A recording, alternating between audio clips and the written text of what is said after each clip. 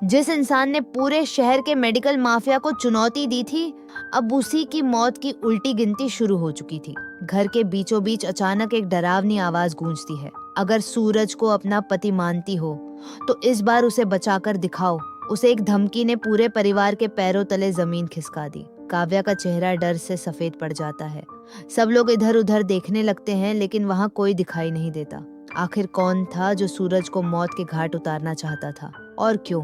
लेकिन हैरानी की बात यह थी कि जिस दिन सूरज की जान को खतरा मिला, उसी दिन आरव की जिंदगी की सबसे बड़ी खुशी भी उसके दरवाजे पर आई थी। आरव की जिंदगी में आखिरकार वह दिन आ ही गया जिसका सपना उसने सालों से देखा था। जैसे ही उसे गवर्नमेंट टेंडर मिलने की खबर मिलती है, उसकी आंखों में चमक लौट आती है। ये सिर्फ एक प्रोजेक्ट नहीं था, बल्कि उसकी मेहनत, उसके सपनों और उसके टूटते आत्मविश्वास की जीत थी। जब काव्या को यह बात पता चलती है तो उसकी खुशी का ठिकाना नहीं रहता।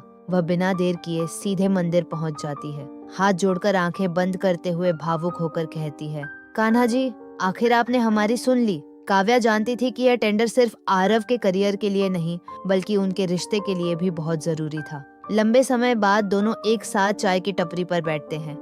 आरव चुपचाप चाय का कप उठाता है और काव्या उसी कप से एक घूंट पी लेती है। दोनों की नजरें मिलती हैं और कई महीनों की दूरियां धीरे धीरे पिघलने लगती हैं। काव्या हल्की मुस्कान के साथ कहती है, लगता है हमारा मिशन फैमिली सच में काम करने लगा है। लेकिन उन्हें बिल्कुल अंदाजा नहीं था कि उनकी जिंदगी में एक नया तूफान आने वाला है। कहानी की शुरुआत कुछ दिन पहले हुए एक बड़े मेडिकल स्कैम से हुई थी। शहर में नकली और एक्सपायर्ड दवाइयों का धंधा खुलेआम चल रहा था। गरीब लोगों की जिंदगी से खिलवाड़ किया जा रहा था और कई मरीजों की हालत गंभीर हो चुकी थी। मामला इतना बड़ा था कि मंत्री जी खुद परेशान हो गए। तभी उन्होंने इस पूरे केस की जिम्मेदारी सूरज को सौंपी। सूरज बिना डरे कहता है, इस बार कोई भी दोषी नहीं बचेगा। जैसे ही सूरज जांच शुरू करता है, पूरे शहर में हड़कंप मच जाता है। कई भ्रष्ट कॉन्ट्रैक्टर्स की सप्लाई बंद करवा दी जाती है। पुलिस केस दर्ज होते हैं और बड़े बड़े नामों की नींद उड़ जाती है, क्योंकि इस बार उनके सामने कोई कमजोर अफसर नहीं, बल्कि ईमानदारी के लिए लड़ने वाला सूरज खड़ा था। मंत्री जी चाहते थे कि मेडिकल सप्लाई का काम किसी ऐसे इंसान को मिले जो सिर्फ पैसे नहीं, बल्कि इंसानियत की कीमत समझता हो। तभी सूरज के सामने आरव का नाम आता है। उधर ऑफिस में टेंडर को लेकर माहौल काफी तनाव भरा था। सूरज साफ कह देता है कि इस बार टेंडर सिर्फ उसी इंसान को मिलेगा जो सच में इसके लायक होगा। कोई रिश्ता, कोई पहचान और कोई सिफारिश काम नहीं आएगी। लेकिन तभी काव्या एक बड़ा फैसला लेती है। उसे पता चलता है कि आरव इस टेंडर के लिए सबसे योग्य इंसान है, लेकिन वह उससे इतना नाराज है कि उसका फोन तक नहीं उठा रहा।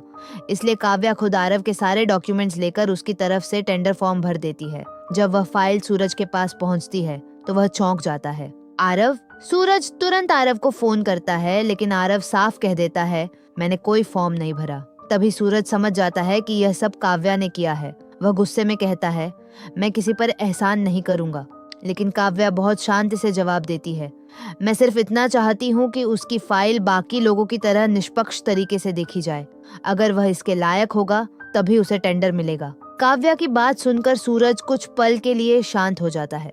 घर में भी खुशी का माहौल बन जाता है। सब लोग आरव की कामयाबी की बातें कर रहे होते हैं।